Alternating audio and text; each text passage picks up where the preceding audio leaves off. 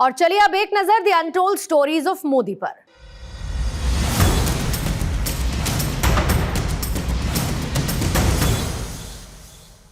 जब मैं मोदी जी से मिला और उनके विचार सुने तो मुझे लगा कि जिस व्यक्ति के राष्ट्र और समाज के प्रति इतने ऊंचे विचार हैं वो इस देश को बहुत आगे लेकर जाएंगे और देश का नाम रोशन करेंगे। ये कहना है हरियाणा के सुभाष मेघवाल का। The untold stories of Modi में ऐसी ही एक कनसुनी कहानी सुभाष मेघवाल की जुबानी।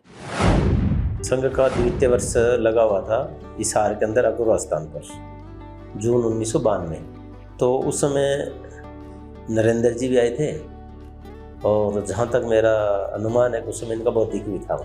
तो बौद्धिक समाप्त होने के बाद जून का महीना था, गर्मी बहुत थी।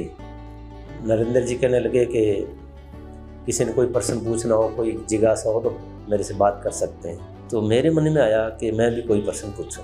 मैंने माननीय नरेंद्र जी से पूछा कि इतनी सारी गर्मी है और आपने 2 बनियान क्यों पहन रखे? तो उन्होंने कहा मैंने तो 2 बनियान नहीं पहन रखे।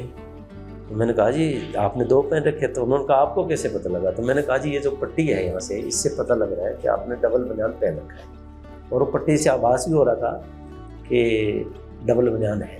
तो उन्होंने बताया कि मैं साइकिल चलाता हूँ और धोती बांधता हूँ। तो प्रयास करता हूँ कई बार कि जो धोती के नीचे जो एक लड़सा उड़ता है वो मैं कोशिश करता हूँ कि वो ठीक रहे, लेकिन अनायास ही कई बार वो चैन में आ जाता है। तो धोती बांधने तो योग्य रहती नहीं। तो फिर मैं क्या करता हूँ कि उस धोती को डबल करके उसकी बनियान सिलवा लेता हूँ। तो मेरे को बड़ा उससे मैं प्रभावित हुआ। फिर कहने लगे अभी तो इसमें थोड़े छेद भी दिख रहे हैं, तो अभी तो चलेगी ये।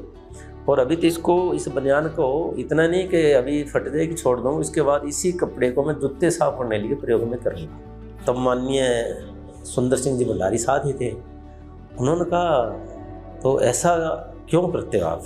तो उन्होंने कहा कि आपको पता है इस देश के अंदर 6.5 लाख लोग ऐसे हैं जिनके तन पर वस्त्र नहीं है। समाज ने हमें जो दिया है उसका हमें सदुपयोग करना चाहिए और उसको ऐसे ही फालतू में उसका वेस्टेज नहीं करना चाहिए। तो उसी दिन मेरे को लगा कि जिस व्यक्ति के इतने उच्च समाज और राष्ट्र के प्रति विचार है तो ये व्यक्ति समाज और देश के लिए बहुत ऊंचे आगे जाएंगे और इस देश का नाम रोशन करेंगे।